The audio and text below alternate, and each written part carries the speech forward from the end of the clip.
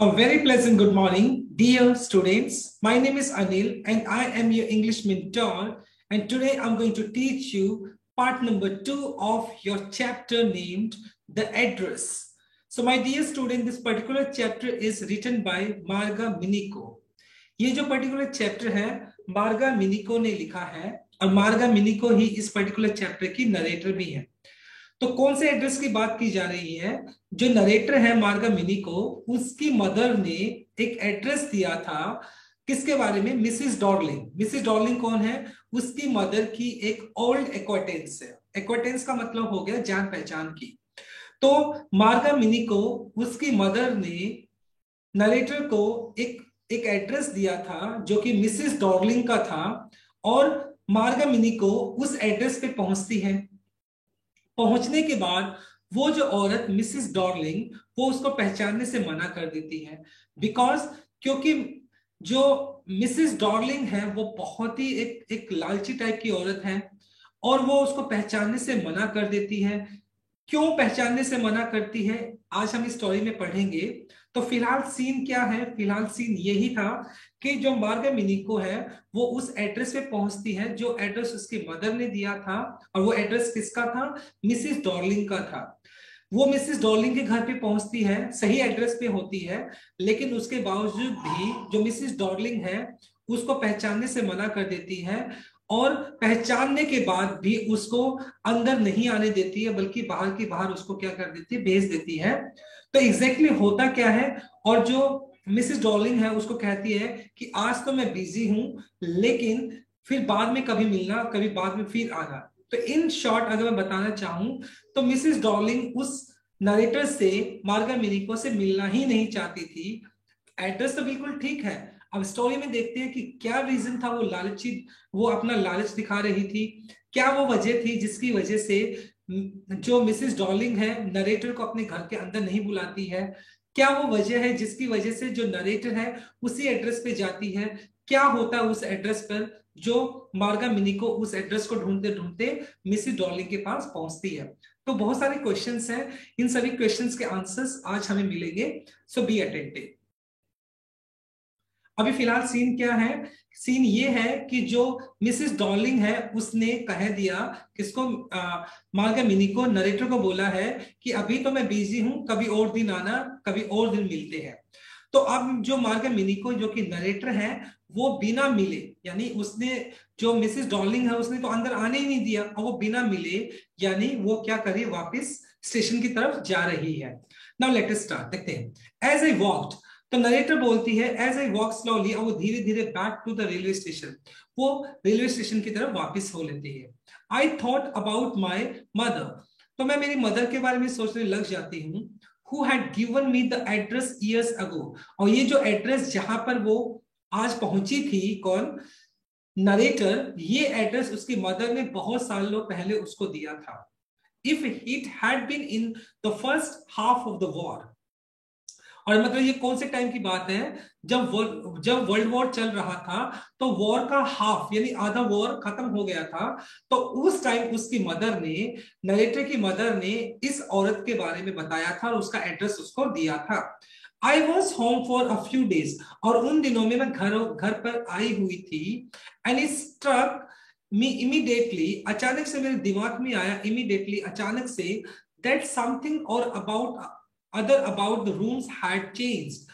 और जैसे मैंने घर में एंटर किया, रूम में एंटर किया, तो मुझे कुछ चेंजेस दिखाई पड़े कि हो ना हो यहाँ पे घर के अंदर कुछ ना कुछ चीजों को चेंज किया गया। ये मेरे माइंड में कहीं ना कहीं ये बात स्ट्राइक की। आई मिस्ड वेरियस थिंग, मुझे बहुत सारी चीजें वहां पर दिखाई नहीं पड़ी। घर के अंदर की बात करें तो बहुत सारी चीजें थी जो उसको वहां पर दिखाई नहीं पड़ी। माई मदर वो सरप्राइज, मेरी मदर इस बात को देखकर बहुत ज्यादा सरप्राइज थी, हैरान थी। I should have notice so quickly, कि मतलब मेरी मदर इस बात को जानकर बहुत ज्यादा हैरान थी कि कितनी जल्दी से मैंने उन चीजों को नोटिस कर लिया जो कि वहां पर मिसिंग थी, उस कमरे में नहीं थी। देन शी टोल्ड मी, तब मेरी मदर ने मुझे बताया अबाउट मिसेस डॉर्लिंग के बारे में, I had never heard of her, और मैंने उस औरत के बारे में, इस नाम के बारे में पहले कभी नहीं सुना था। बट अप्रेंटली का मतलब क्लियरली, साफ साफ, शी वॉज एन ओल्ड एक्वाटेंस। एक्वाटेंस का मतलब होता है जान पहचान वाला। और कहीं ना कहीं ये बात तो क्लियर थी कि वो जो औरत मिसेस डॉर्लिंग यानी मेरी मदर की कोई जान पहचान वाली थी, whom she had not seen for years, और जिसको मेरी मदर ने बहुत सालों तक नहीं देखा था। किसको? मिसेस डॉर्लिंग को। She had suddenly turn up. Turn up का मतलब अचानक से प्रकट हो जाना, एंड रिन्यूड, दोबारा से नए तौर से स्टार्ट करना, देयर कॉन्टेक्ट्स। और मिसेस डॉर्लिंग अचानक से प्रकट हो गई। और उन्होंने, मिसेस डॉर्लिंग ने क्या किया, जो मिसेस डॉर्लिंग का नरेटिव की मदर के साथ जो कॉन्टेक्ट था, जो रिलेशन था, उसको उसने रिन्यू कर लिया। Since then she had come regularly, और तब से मतलब वो लगातार हमारे घर पर आ रही थी। कौन? Mrs Dorling. Every time she lives here, और हर बार मतलब वो हमारे घर से जब भी जाती, she take something with home, और वो क्या करती, अपने साथ कुछ ना कुछ सामान अपने साथ लेकर चली जाती विद हर। यानी वो क्या कर रही थी, जितनी बार भी वो मिसेस डॉर्लिंग क्या करती, जितनी बार भी नरेटर के मदर के घर पर आती, तो हर बार वो कोई ना कोई चीज अपने साथ लेकर जाती थी। सेड माई मदर, मेरी मदर ने मुझे बताया। She took all a table silver, table silver मतलब जो कटलरी था, जो मतलब जिसको बोल सकते हैं, जो खाने की जो चीजें होती है, सिल्वर की थी, जो चांदी की बनी हुई थी, इन वन गो, एक ही बार में वो सारी की सारी अपने साथ लेकर चली गई।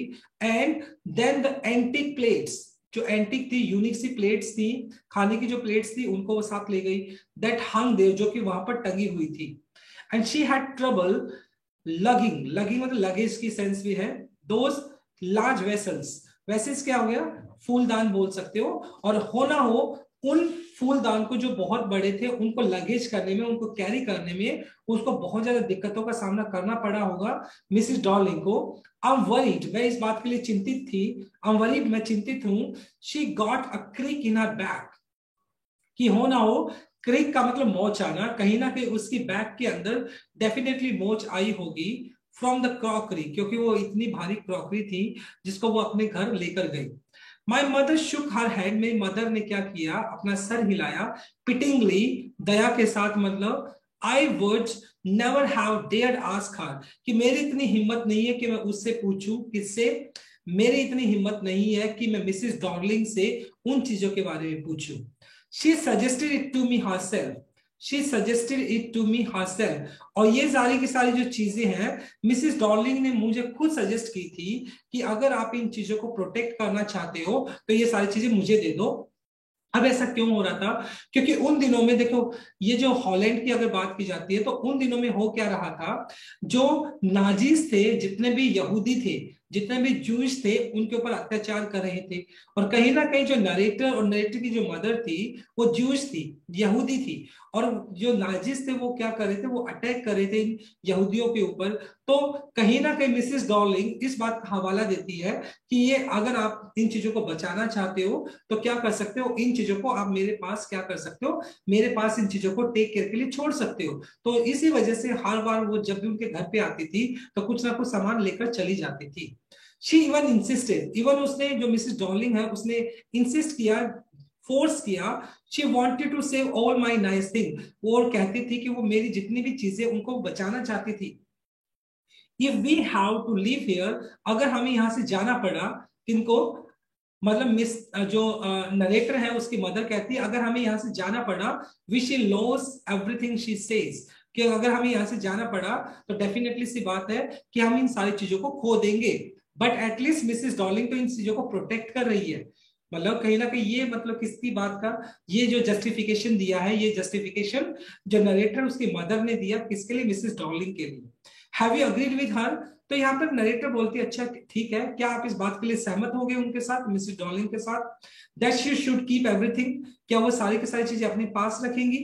आई आस्क, मैंने पूछा, किससे? अपनी मदर से। एज इफ दैट नेसेसरी, मतलब जब तक नेसेसरी की बात की जाए, जरूरत है, माई मदर क्राइड, मतलब मेरी मदर कहती है जब तक जरूरी है वो चीजें अपने पास ही रखेंगी। I would simply be an insult, it would be an insult to talk like that. बड़ी इंसल्ट वाली बात होगी अगर मैं उससे इसके बारे में बात करती हूँ। And think about the risk she is running, मतलब आप उस रिस्क के बारे में भी सोचो, हर बार वो यहाँ पर आती है और एक सामान को लेकर जाती है, कितना बड़ा रिस्क उठा रही है वो। और अगर मतलब एक ऐसी औरत जो कि रिस्क उठा रही है हमारे लिए, अगर मैं उनसे वो चीज दोबारा से वापस मांगती हूँ तो कहीं ना कहीं इंसल्ट है उसकी, तो मैं उसकी इंसल्ट नहीं करना चाहती हूँ। Each time she goes out, जितनी बार भी वो यहाँ से बाहर जाती है, फुल ऑफ सूटकेस और बैग, और मतलब उसके पास सूटकेस होता है, बैग होता है। तो कहीं ना कहीं यहाँ पे सीन क्या है, तो मिसेस डॉर्लिंग जब भी आती थी तो नरेटर की मदर जो थी, नरेटर के घर से वो कुछ ना कुछ लेकर जाती थी, और कहीं ना कहीं मिसेस डॉर्लिंग ने इस बात का हवाला दिया था कि वो उन सारी चीजों को बचाना चाहती थी। बट लिटरली होता क्या है, मतलब आफ्टर सम टाइम जो मिसेस डॉर्लिंग होती है उसका जो माइंडसेट है वो चेंज हो जाता है, और वो इन चीजों को वापस नहीं करना चाहती है। मैं बार बार एक ग्रीड की बात कर रहा था, एक लालच की बात कर रहा था, वही लालच मिसेस डॉर्लिंग के अंदर आ जाता है। And she does not want to give those belongings to the narrator, और वो सारी की सारी चीजें जो एक्चुअली में नरेटर की मदर की थी और उसका मालिकाना हक नरेटर का ही था उसके ऊपर, she does not want to give it to the narrator. और मिसेस डॉर्लिंग उस सारे बिलोंगिंग्स को नरेटर को देना नहीं चाहती थी, और इस वजह से उसने जो फर्स्ट टाइम वहां पे विजिट की थी नरेटर, तो उसने उसको एंटरटेन ही नहीं किया, बल्कि कहा प्लीज कम नेक्स्ट टाइम, अगले टाइम आना। आई होप आप अभी तक स्टोरी समझ में आई होगी। My mother seems to notice, मुझे लगा कि मेरी my mother seems to notice that I was not entirely convinced. और जब मेरी मदर मुझे इस बारे में बता रही थी तो मेरी मदर शायद इस बात को नोटिस कर रही थी कि मैं इस बात को लेकर कंप्लीटली कन्विंस नहीं थी, मैं सहमत नहीं थी कि मतलब मिसेस डॉर्लिंग हर बार कोई चीज अपने साथ लेकर चली जाती है। And she looked at me reprovingly, reprovingly का मतलब होता है जब आप किसी को क्रिटिसाइज करते हैं, जिसे आलोचनात्मक जिसको बोल सकते हैं, और वो मेरी तरफ आलोचनात्मक तरीके से देखती है। After that we spoke no more about it, और इसके बाद नरेटर और उसकी मदर में इसके बारे में कोई बातचीत नहीं हुई। Meanwhile, I had arrived at the station, और अभी मतलब ये बातें सारी कौन थी, नरेटर अपने बारे में सोच रही थी, वो पुरानी बातें सोच रही थी। चलते चलते वो रेलवे स्टेशन तक पहुंच जाती है, without having paid much attention to the things on the way. और नरेटर किन ख्यालों में खोई हुई थी, वो सारी पुरानी बातें याद कर रही थी जो उसकी उसके मदर के साथ डिस्कस हुई थी, और वो सारी की सारी चीजें मतलब याद करते हुए उसने रास्ते के अंदर आने वाली कोई भी चीज की तरफ अटेंशन नहीं दिया। एंड फाइनली वो स्टेशन पे पहुंच गई। I was walking in familiar places, मतलब मैं उन्हीं जगह पे घूम रही थी जिनसे मैं परिचित परिचित थी, क्योंकि वो उसका बचपन वहीं पे बीता था। Again for the first time since the war, मतलब वॉर खत्म होने की बाद अगर बात की जाए तो वो उन्हीं प्लेसेस में घूम रही थी जहां से वो बिलोंग करती थी, क्योंकि नरेटर वहीं से बिलोंग करती थी। But I did not want to go further than was necessary, लेकिन मैं आगे नहीं जाना चाहती थी क्योंकि ये ज्यादा जरूरी नहीं था। I did not want to upset myself, वो अपने आप को ज्यादा हर्ट नहीं करना चाहती थी, दुखी नहीं करना चाहती थी with the side of the street, क्योंकि देखिए वो सारी की सारी पुरानी चीजें उसको याद दिला रही थी, और कहीं ना कहीं उन पुरानी गलियों को देखती, घरों को देखती, जो कि फुल ऑफ मेमोरीज थी, उसकी यादें उसके साथ जुड़ी हुई थी फ्रॉम अ प्रीसियस टाइम, एक बेशकीमती टाइम था उसके पास्ट का जो कि उसने वहां पर बिताया था, और वो उन चीजों को दोबारा से याद करके अपने आप को दुखी नहीं करना चाहती थी। In the train bag, in the train, और ट्रेन के अंदर बैग आई सो, मतलब जाते वक्त उसने किसको देखा, मिसेस डॉर्लिंग को देखा, in front of me again as I had the first time met her. जब वो ट्रेन में वापस जा रही थी तो उसने मिसेस डॉर्लिंग को देखा जैसा उसने फर्स्ट टाइम उसको देखा था। कब देखा था, इट वॉज द मॉर्निंग, मतलब वो याद करती है, अभी वो ट्रेन में है, ट्रेन में जाती हुई उसने मिसेस डॉर्लिंग को देखा, तभी उसको याद आता है कि फर्स्ट टाइम मिसेस डॉर्लिंग को मैंने कब देखा था। इट वॉज द मॉर्निंग, ये मॉर्निंग का वक्त था, after the day my mother had told me about her, मतलब उस दिन के बाद, मतलब जिस दिन मेरी मदर ने मुझे बताया था उसके अगले दिन मॉर्निंग की बात है। I had got up late, मैं उस दिन लेट उठी थी, एंड कमिंग डाउनस्टेयर, मैं नीचे आई, I saw my mother about to see someone out, तो मुझे मुझे दिखाई पड़ा कि मेरी मदर किसी का बाहर वेट कर रही है। A women with a broad back, एक भारी भरकम औरत थी जिसकी पीठ बहुत चौड़ी थी। There is my daughter said my mother, तो मेरी मदर ने उस औरत के साथ मुझे इंट्रोड्यूस किया कि ये मेरी बेटी है। She beckon to me, beckon का मतलब संकेत करना, सिग्नल देना, राइट मतलब उसने मुझे मेरी तरफ क्या किया, इशारा किया। शी इज बिकॉन यानी नरेटर की मदर ने। द वुमेन नॉडेड, जो औरत थी वो जो भारी भरकम, उसने अपना सिर हिलाया। And picked up the suitcase, उसने सूटकेस उठाया। And under the cot rack under the cot rack suitcase उठाया उसने। She wore a brown hat, उसने ब्राउन कलर का हैट पहना हुआ था, कैप पहना हुआ था, सॉरी कोट पहना हुआ था। एंड शेपलेस हैट, और एक अजीब सी तरह की एक शेपलेस हैट पहनी हुई थी उसने। Does she live far away? अब यहाँ पर मतलब नरेटर क्वेश्चन पुट करती है अपनी मदर से क्या वो दूर रहती है यहाँ से। अब ये जो औरत, भारी भरकम औरत की बात की जा रही है, ये कौन है, मिसेस डॉर्लिंग की बात की जा रही है। तो यहाँ पे नरेटर पूछती है अपनी मदर से, does she live far away, क्या वो दूर रहती है यहाँ से। I ask, seeing the difficulty she had going out of the house with the heavy case, क्योंकि जो मिसेस डॉर्लिंग बाहर जा रही थी तो जो सूटकेस था वो बहुत ज्यादा हैवी था और उसको कैरी करते हुए बहुत सारी दिक्कतों का सामना करना पड़ रहा था। तो नरेटर अपनी मदद से पूछती है कि क्या ये जो औरत है वो ज्यादा दूर रहती है यहाँ से। तो इसके बाद मतलब नरेटर की जो मदर होती है उसको एड्रेस बताती है, इन मार्कोनी स्ट्रीट, कहते मार्कोनी स्ट्रीट के अंदर रहती है। सेड माय मदर, तो मेरी मदर ने बताया, नंबर 46, रिमेंबर दैट, और इस एड्रेस को हमेशा ध्यान रखना, मार्कोनी स्ट्रीट 46, राइट। और मतलब जब फर्स्ट टाइम नरेटर वहां पे विजिट की थी तो वो सही एड्रेस पे ही थी, वो मार्कोनी स्ट्रीट ही गई थी और हाउस नंबर भी 46 ही था। लेकिन जो मिसेस डॉर्लिंग है वो उसको एंटरटेन नहीं करती है, वो चाहती ही नहीं थी कि वो घर के अंदर आए और उसको इग्नोर करते हुए उसको वापस भेज देती है, right.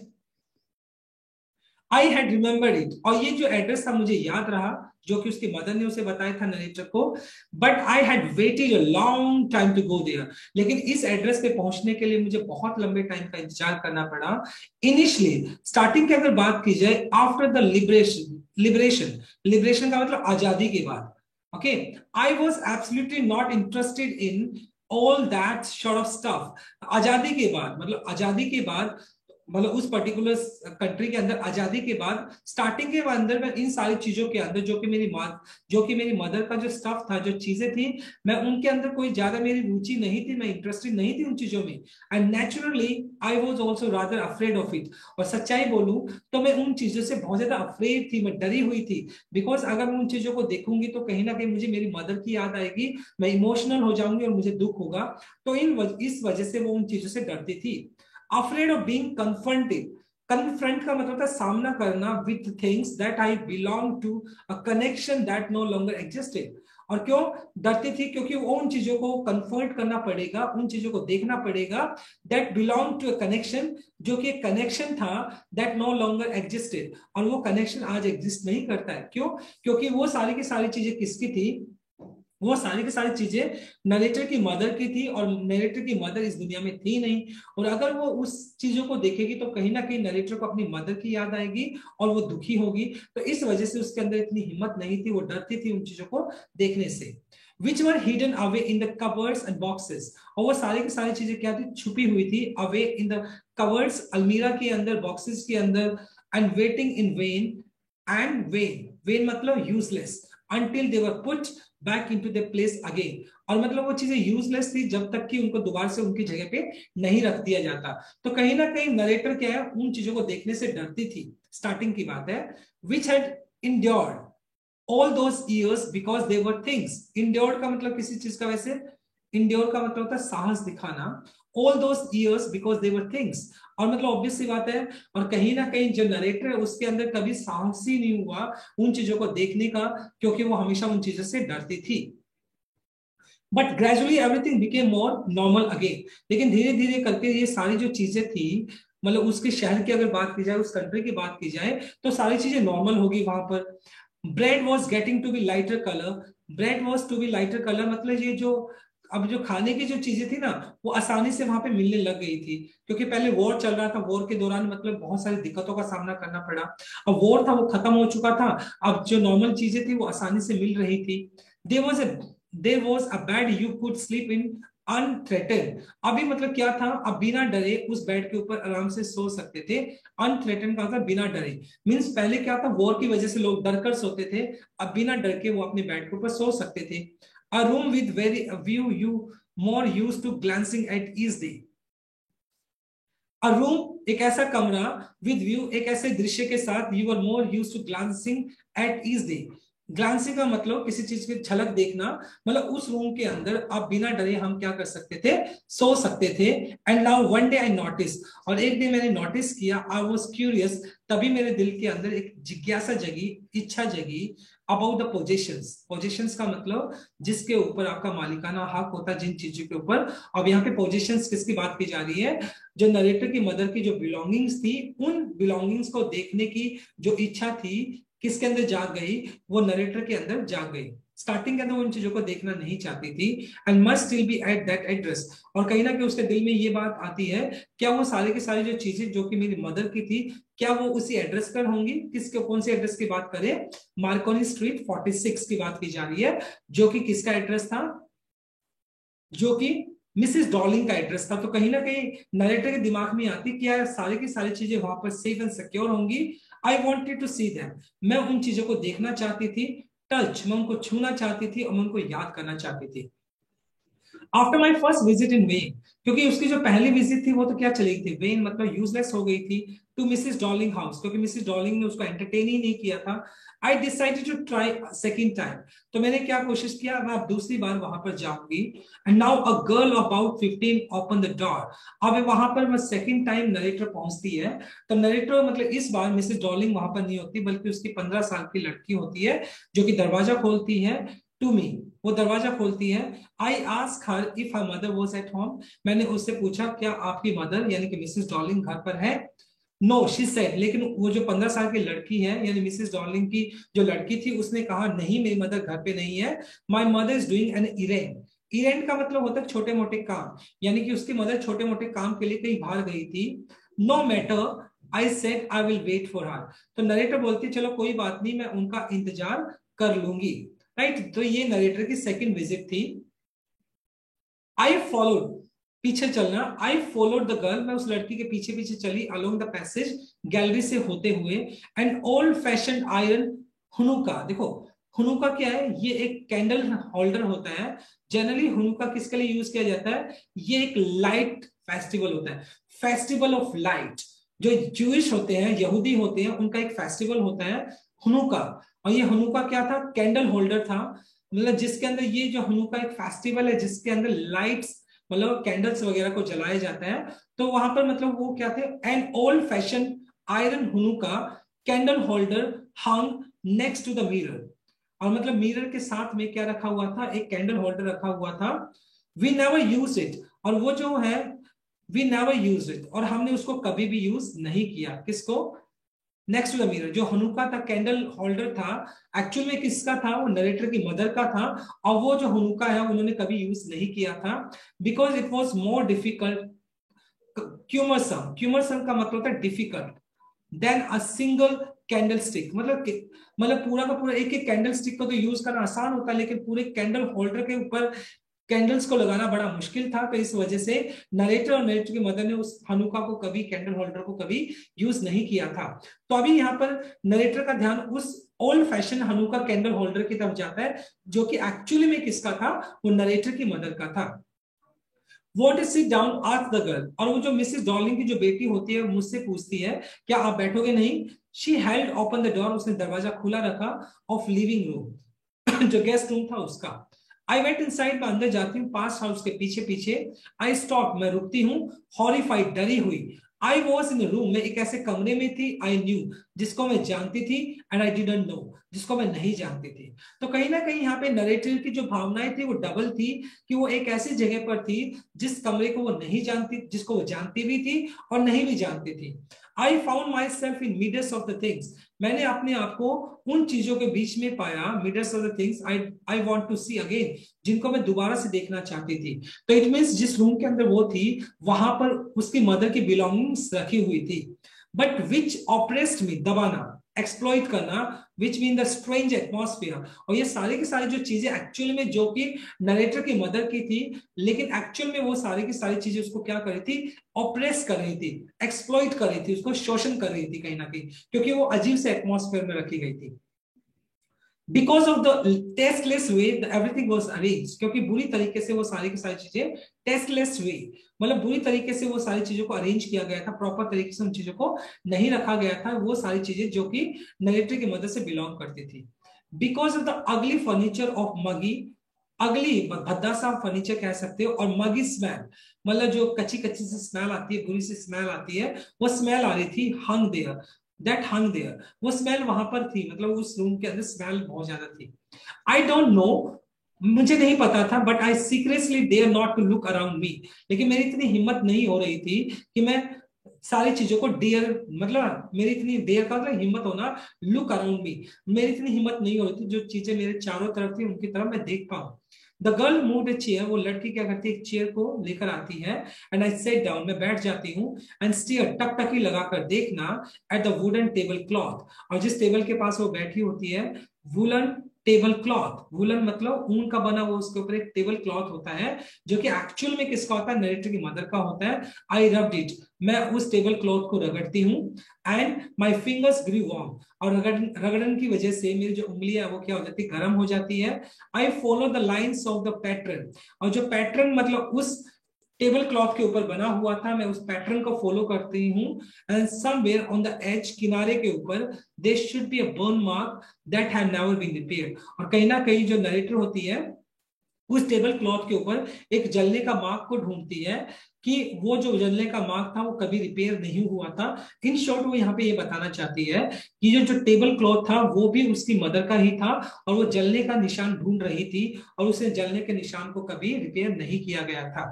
My mother will be back soon said the girl, वो लड़की बोलती कि मेरी मदर जल्दी ही वापस आ जाएगी। I have already made tea for her, मैंने उसके लिए चाय बना दी है। Will you have a cup, क्या आप एक चाय लेना चाहोगे, चाय की प्याली लेना चाहोगे, थैंक यू। लेकिन नरेटर होती है वो मना कर देती है, नहीं मैं नहीं लूंगी। आई लुक्ड अप, मैंने ऊपर की तरफ देखा, I looked up, the girl put cups ready for the tea table, और जो लड़की थी वो क्या कर रही थी, कटलरी थी जो, मतलब जो कप्स वगैरह थी वो उसको टेबल के ऊपर अरेंज कर रही थी। She had a broad back, उसकी भी पीठ बहुत चौड़ी थी, and just like her mother, जैसे उसकी मदर भारी भरकम थी, वो लड़की भी उसी की तरह भारी भरकम थी। शी पोर, पोर का मतलब उड़ेलना, वो चाय को उड़ेलती है from a white pot, pot क्या होता है, केतली टाइप कह सकते हो, उस केतली से वो चाय डालती है। All it had was a golden border on the lead, और उसका जो ढक्कन था उस केतली का, उसके ऊपर गोल्डन कलर का बॉर्डर बना हुआ था। आई रिमेम्बर, मुझे याद आता है, शी ओपन ए बॉक्स, वो एक दरवाजा, वो एक बॉक्स खोलती है, and took some spoons out, और वो सिल्वर की जो स्पून्स होती है उनको निकालती है, कौन, वो लड़की। That's a nice box, narrator बोलते हैं बॉक्स बहुत सुंदर है, बहुत अच्छा बॉक्स है आपका। I heard my own voice, मैंने अपनी खुद की आवाज सुनी। It was a strange voice, ये आवाज बड़ी अजीब सी थी। एज दो each sound was different in this room, और मतलब क्या है, इस कमरे के अंदर जो आवाजें थी बड़ी डिफरेंट सी लग रही थी, क्योंकि नरेटर अब एक ऐसे एटमॉस्फेयर में थी जो कि उसके लिए बहुत ज्यादा स्ट्रेंज था। क्योंकि आज से पहले ये सारी की सारी चीजें कब थी, जब उसकी मदर जिंदा हुआ करती थी, वो उसके घर पर थी वो सारी की सारी चीजें, लेकिन आज के दिन वो सारी की सारी चीजें एक स्ट्रेंज एटमॉस्फेयर में है। एक्चुअली में वो चीजें उसके घर पर ना होकर किसी और के घर पर है, तो इस वजह से नरेटर को वो सारी चीजें बड़ी स्ट्रेंज एटमॉस्फेयर में लगती हैं। ओ यू नो अबाउट दैम, क्या आप इनके बारे में जानती हो। शी हैड टर्न राउंड, वो घूमती है, कौन, वो लड़की घूमती है, and brought me my T, और मेरे लिए वो चाय लेकर आती है। शी लाफ्ड, वो हंसने लग जाती है। माई मदर से इट्स एंटिक, मेरी मदर अक्सर बोलती है कि ये एंटिक है। वो लड़की बोलती है किसको, नरेटर को, मतलब ये जो चाय की प्याली जिसमें दे रही होती है, वो कहती है ये सारी की सारी चीजें एंटिक है। मेरी मदर अक्सर बोलती है we have got lots of more, और इससे कि बहुत सारी चीजें हमारे और पास भी है, एंटिक चीजें और भी हमारे पास है। ये चीज लड़की बोलती है नरेटर को। She pointed round the room, वो रूम की तरफ इशारा करते हुए बोलती है सी फॉर योरसेल्फ, अगर तुम देखना चाहो तो बहुत सारी एंटिक चीजें तुम्हें इस कमरे के अंदर दिखाई पड़ जाएंगी। I had I had no need to follow her hand, और मुझे उसके हाथ को फॉलो करने की जरूरत नहीं थी, यानी मैं उसको देखना ही नहीं चाहती थी जिस तरफ वो इशारा कर रही थी। आई न्यू, मैं जानती थी विच थिंग शी मीन, मैं जानती थी किन चीजों के बारे में वो बात कर रही थी। I just looked at the still life over the tea table. I looked at the still life. Still life का मतलब क्या होता है? स्टिल, शांत लाइफ, जिंदगी। मतलब मैं वो सारी की सारी चीजें अब मेरे लिए क्या थी? निर्जीव बनी हुई थी। उसका मतलब मेरे लिए क्या था? कोई मीनिंग नहीं था। वो सारी की सारी चीजें मेरे लिए निर्जीव थी, मरी हुई थी। और द टी टेबल, मैं टी टेबल से उन सारी चीजों की तरफ देखती हूँ। एज ए चाइल्ड, जब मैं एक बच्ची थी, I have always had a fancied, fancied का मतलब इमेजिनेशन करना। मैंने हमेशा कल्पना की थी that Apple on the pure pure pewter pewter plate. Pewter क्या होता है? एक तरह का मेटल होता है जिसको आप बोल सकते हैं जस्ता। जस्ता एक तरह का एक मेटल टाइप होता है जिसको बोलते हैं। जस्ते की जो बनी हुई प्लेट थी, मैं उसमें हमेशा एप्पल खाना चाहती थी। और ये मेरी बचपन की एक क्या थी? एक ख्वाहिश थी, एक कल्पना करती थी मैं हमेशा कि एप्पल मैं इस प्यूटर टेबल पे प्लेट के ऊपर खाऊं। We use it for everything, she said. We, और वो लड़की बीच में बोलती है, कौन? जो मिसेस डॉलिंग की लड़की है, वो कहती है कि हम अक्सर इसको यूज करते हैं हर एक चीज के लिए। Once we one eat once we ate off plates hanging there on the wall. और कहते हैं कि एक बार तो हमने उन प्लेट्स के अंदर भी खाया था, जो प्लेट्स अभी आपको दिखाई पड़ रही है कि जो वॉल पे टंगी हुई है। ये बात मिसेस डॉलिंग की लड़की किसको बताती है? नरेटर को बताती है। I wanted to I wanted to so much, but it wasn't anything special. But it wasn't anything special. I wanted to so much. मैं भी ऐसा करना चाहती थी। मतलब कौन बोलती है? नरेटर की बेटी बोलती है, मैं भी ऐसा करना नरेटर सॉरी, जो मिसेस डॉर्लिंग की जो बेटी है वो कहती है, आई वांटेड सो मच, मैं भी चाहती थी, but it wasn't anything special, लेकिन मुझे उन प्लेट्स के अंदर कोई ज्यादा स्पेशल कुछ चीज दिखाई नहीं पड़ी। मिसेस डॉर्लिंग की बोलती है कि हाँ, जब वो टंगी हुई थी तो मैं भी उनमें खाना खाना चाहती थी, लेकिन बाद में मुझे लगा कि इसमें भी कोई स्पेशल बात तो नहीं है। I had found the burn mark on the table cloth. और जिस मतलब वूलन टेबल क्लॉथ को मतलब क्या था? टेबल क्लॉथ को वो क्या करी थी? रब करी थी। फाइनली उसको वहां पर वो जलने का निशान मिल जाता है। The girl looked questioningly at me. Questioningly मतलब मानो वो जो लड़की है मेरी तरफ सवाल कर रही हो, उस नजरिए से वो मेरी तरफ देखती है। Yes, I said, you get so used to touching all these things, lovely things in the house. Yes, I said, मैंने कहा, you get so used to touching all these things, lovely things in the house. मतलब हाँ, मैं इस बात को जानती हूँ, नरेटर बोलती है, कि आपके घर में ये बहुत सारी सुंदर सुंदर चीजें जो फिलहाल हैं, तुम अक्सर उनको क्या करती हो? टच जरूर करती होंगी। नरेटर बोलती है मिसेस डॉर्लिंग की लड़की को। And you hardly look at them anymore. और जनरली कोई चीजें हमारे घर में होती है तो हम उसकी तरफ ज्यादा अटेंशन भी तो नहीं देते हैं। बहुत सारी ऐसी चीजें जिनको हम जनरली छू लेते हैं, लेकिन हम उसकी तरफ अटेंशन नहीं देते हैं। And you only notice when something is missing. हमें वो चीजें सिर्फ तभी याद आती हैं जब वो चीजें क्या हो जाती है? गुम हो जाती हैं। मतलब जब वो चीजें क्या होती है, हमारे पास बहुत सारी चीजें हैं, हम उन चीजों की तरफ ध्यान नहीं देते, लेकिन जैसे वो चीज गुम हो जाती है तो हमें क्या है? उन चीजों की याद आने लग जाती है, हम उन चीजों को नोटिस करने लग जाते हैं। Because it has to be repaired, और because you haven't lent it, for example. क्योंकि या तो मतलब वो चीजें कब याद आती है? या तो उनको रिपेयर करना होता है, और because you have lent it, या आपने किसी को वो उधारी दे दी है, तब आपको क्या है? तब आपको वो चीजें याद आती हैं। जनरली कौन सी बातों की बात कर रहे हैं? अब यहाँ पे कहीं ना कहीं नरेटर जो है उन चीजों को याद लेकर आ रही है, क्योंकि जो जो नरेटर की मदर थी, उन्होंने क्या किया था? उनको वो लैंड कर दिया था। किसको? मिसेस डॉर्लिंग को। तो कहीं ना कहीं बोलती है चीजें तो हमारे पास होती है, हम चीजों की तरफ अटेंशन नहीं देते हैं। जनरली हम वो चीजें कब ध्यान में आती है? या तो हमें उनको रिपेयर कराना होता है, या हमने किसी को उधारी दे देती होती, वो चीजें हमने कुछ टाइम के लिए कुछ किसी को उधारी दे दी होती है, तो वो चीजें हमें याद आती हैं। Again I heard the unnatural sound of my voice. तभी मुझे दोबारा से अपनी एक अननेचुरल सी, अप्राकृतिक आवाज से सुनाई पड़ती है। आई वेंट ऑन, मैं बोलती रहती हूँ। I remember my mother once ask me, मुझे याद आता है कि एक बार मेरी मदर ने मुझसे कहा था, if I would help her polish the silver. मतलब यहाँ पर मतलब नरेटर बोलती है कि मेरी मदर ने एक बार मुझे कहा था कि अगर वो जो सिल्वर की जो कटलरी है, अगर उसको मदद करेगी पॉलिश करने के अंदर, it was a very long time एगो, ये जो बात है बहुत लंबे टाइम पहले की है। आई वॉज प्रोबेबली बोर्ड, मैं उस दिन शायद बोर फील कर रही थी। That day perhaps I had to stay at home, शायद मुझे उस दिन घर पे रुकना पड़ा, because I was ill, क्योंकि मैं बीमार थी। She had never asked me before, और मेरी मदर ने कभी मुझसे पहले ये चीज नहीं बोली थी कि मुझे मतलब पॉलिश करने के लिए मेरी मदर ने कभी नहीं बोला था। I asked her which silver she meant, मैंने उससे पूछा कौन सी सिल्वर की आप बात कर रहे हो। शी मीट यानी उसकी मदर कहती है, यानी वो अपनी मदर से पूछती है कौन सी सिल्वर की बात करती है। She replied surprise that was the spoons, और वो क्या थी, उसकी मदर उसको रिप्लाई करती है कि वो उन स्पून्स की तरफ बात करती है जो कि सिल्वर की बनी हुई थी। फॉक्स कांटा होता है, नाइफ चाकू होता है, जो कटलरी होती है उसकी तरफ उसकी मदर इशारा करते हुए बोलती है नरेटर की। And that was the strange thing, और ये बड़ी अजीब सी बात थी। I didn't know the cutlery we ate off every day was silver, और उस वक्त मुझे इस बात का पता भी नहीं था कि मेरी मदर जो जिस कटलरी के बारे में बात कर रही है वो सिल्वर की बनी हुई है।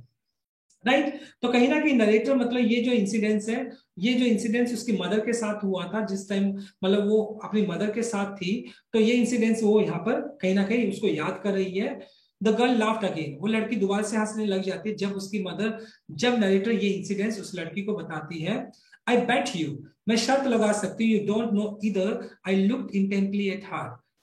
आई बेट यू, मैं तुमसे शर्त लगाती हूँ, यू डोंट नो ईदर, तुम्हें भी इस बात का पता नहीं होगा। I looked intently at her, narrator उस लड़की की तरफ इंटेंटली, क्यूरियसली, मतलब बड़ी इच्छा के साथ उस लड़की की तरफ देखती है और कहती है कि मैं तुम्हारे साथ शर्त लगा सकती हूँ कि तुम्हें भी नहीं पता होगा कि ये जो कटलरी है वो किसकी बनी हुई है, वो कटलरी आपकी सिल्वर की बनी हुई है।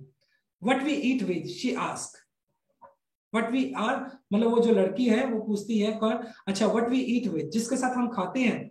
वेल डू यू नो, क्या तुम्हें पता है, क्या, well do you know. She hesitated, वो हेजिटेट करती हुई बोलती है, कौन, मिसेस डॉर्लिंग की लड़की। She walk to the sideboard, मतलब साइड बोर्ड की तरफ जाती है, अलमीरा की तरफ जाती है। And wanted to open a drawer, वो एक ड्रॉर को ओपन करती है।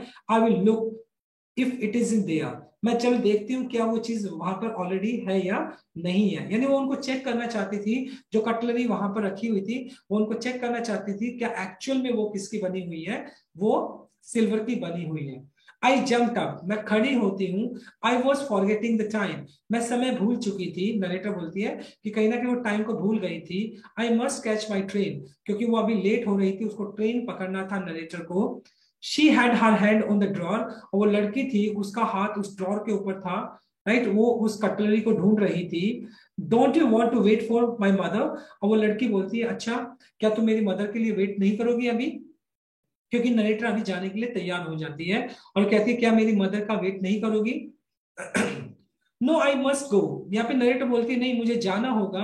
आई वॉक टू द डोर, मैं दरवाजे तक जाती हूँ। The girl pull the drawer, वो जो लड़की होती है ड्रॉर को खींचती है, ओपन, उसको खोलती है। And I can find my own way, I can find my own way, और मैं अपना रास्ता ढूंढ सकती थी, यानी मैं आगे जा सकती थी। अकेली चली जाती है नरेटर यहाँ पर। I walk down the passage, मैं नीचे गैलरी से होती हुई नीचे जाती हूँ। I heard the jingling of the spoons forks, और लड़की उस, वो जो लड़की थी वो उसको क्या करती थी, ड्रॉर को खींच रही थी। उस ड्रॉर के खींचने की वजह से जो कटलरी थी उसका जिंगलिंग साउंड आ रहा था, खनखनाट आ रही थी, स्पून्स का या फॉक्स जो काटा था उनकी आवाजें आ रही थी।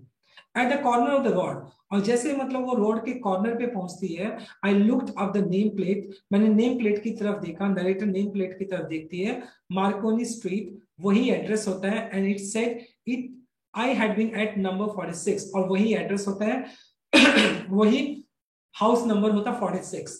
The address was correct, address बिल्कुल ठीक था। But now I did not want to remember it anymore, लेकिन मैं इस एड्रेस को अब याद नहीं रखना चाहती थी। I wouldn't go back there, मैं उस जगह पे उस एड्रेस पे वापस नहीं जाना चाहती थी। Because the object that are linked in your memory, क्योंकि वो चीजें जो तुम्हारे, जो आपके मेमोरी यानी आपकी यादों के साथ जुड़े होते हैं, विद फेमिलियर लाइफ, मतलब आपकी जिंदगी से जुड़ी होती है कुछ चीजें। फॉर्मर टाइप, आपका जो पुराना टाइम होता है उसके साथ इंस्टेंटली, अचानक से lose the value when served from them, when served from them you see. देखो, तो यहाँ बोलने की कोशिश की क्या की गई है कि कुछ चीजें क्या होती है जो आपके पास के साथ जुड़ी होती है, सडनली क्या होती है वो चीजें आपके लिए वैल्यू खो देती हैं। एंड मतलब वो सारी चीजें वो चीजें जो जिनसे आपको सर्व किया गया था कभी, वो चीजें इंस्टेंटली अचानक से आपके लिए वैल्यू खो देती है। क्यों खो देती है? You see them again in strange surrounding. और जब वो चीजें मतलब आपके खुद के एटमॉस्फेयर या सराउंडिंग में ना होकर किसी स्ट्रेंज सराउंडिंग के अंदर वो चीजें होती हैं, एक्चुअली वो चीजें आपकी हैं, लेकिन उसके बावजूद भी वो चीजें आपके लिए वैल्यू खो देती हैं, क्योंकि वो एक्चुअल में कहां पर होनी चाहिए थी? आपके सराउंडिंग में होनी चाहिए थी, आपके पास होनी चाहिए थी, आपके घर में होनी चाहिए थी। लेकिन वो सारी की सारी चीजें नरेटर को एक बहुत ही स्ट्रेंज एटमॉस्फेयर के अंदर मिलती है, जिसकी वजह से वही चीजें जो हालांकि उसकी मदर की होती हैं, उसके लिए वो वैल्यू खो देती है। And what I should have done with them in a small rented room. और यहाँ पर कहीं ना कहीं मतलब जो नरेटर है वो अपने आप को जस्टिफाई करने की कोशिश कर रही है और कहती है कि वैसे मैं करूंगी भी क्या उस चीज का, क्योंकि मैं तो एक छोटे से किराए के कमरे में रहती हूँ और इतनी सारी चीजों को मैं रखूंगी भी कहां पर? Way the shirts of black out paper still hung along the window and no more। और वहां पर क्या है? Shreds, piece of black out paper. तो ब्लैक कलर का जो पेपर है वहां पर अभी भी टंगा हुआ था विंडो के पास। No no more than handful cutlery fitted in the narrow table drawer. और वैसे भी उसका जो रूम था बहुत छोटा था, और उसका जो टेबल था वो भी, टेबल का ड्रॉर था वो भी बहुत छोटा था। हैंडफुल का मतलब मुट्ठी भर, और मतलब ज्यादा कटलरी उसके अंदर आ नहीं सकती थी, क्योंकि जो उसका रूम था वो बहुत ज्यादा छोटा था। देखिए यहाँ पर मतलब नरेटर क्या है, उसको जस्टिफाई करने की कोशिश कर रही है। यहाँ पे दो तीन चीजें समझ में आती है कि पहली बात, उसके हिसाब से वो सारी चीजें वैल्यू खो गई। क्यों? क्योंकि जब वो उनको स्ट्रेंज एटमॉस्फेयर में देखती है। नंबर टू, वो इस बात को भी जस्टिफाई करी कि उसके पास जो कमरा वो रेंटेड है, किराए का, लेकिन वो छोटा है। नंबर थ्री, वो बात करती कि वो कटलरी को फिट भी नहीं कर सकती, क्योंकि जो उसके पास टेबल ड्रॉर है वो बहुत छोटा है, उसके अंदर बहुत सारी कटलरी नहीं आ सकती है। एंड मोर ओवर कि वो उन चीजों को इसलिए भी नहीं रखना चाहती थी क्योंकि वो चीजें पास से बिलोंग करती थी और उसको उसकी मदर की याद दिलाती थी। जब वो उन चीजों को देखती थी तो कहीं ना कहीं उसकी मदर की उसको याद आती थी और वो बहुत ज्यादा हार्ट होती थी उन चीजों को। तो ये वो रीजंस थे जिनकी वजह से वो उन चीजों को अपने पास नहीं रखना चाहती थी। आई रिजॉल्व का मतलब I decided to forget the address. और इन्हीं वजह से मैंने डिसाइड किया कि मैं इस एड्रेस को भूल जाऊंगी। All the things I had to forget, मुझे भूलना होगा ये सारी चीजों को। That would be the easiest. सिर्फ अगर मैं इन चीजों को, सभी चीजों को भूल जाती हूँ तो मेरे लिए सबसे बेहतरीन यही होगा। तो इस वजह से नरेटर उस एड्रेस को भूलना चाहती है, क्योंकि वो सारी चीजें उसको उसकी मदर की याद दिलाती थी। And that is why she decided to forget the address. और इस वजह से उसने डिसाइड किया कि वो उस एड्रेस को भूल जाएगी। Right? So my dear student, this is all about from this chapter. I tried my best to simplify it. Thanks for watching this video. Right? Thank you. God bless you all. Stay happy and blessed.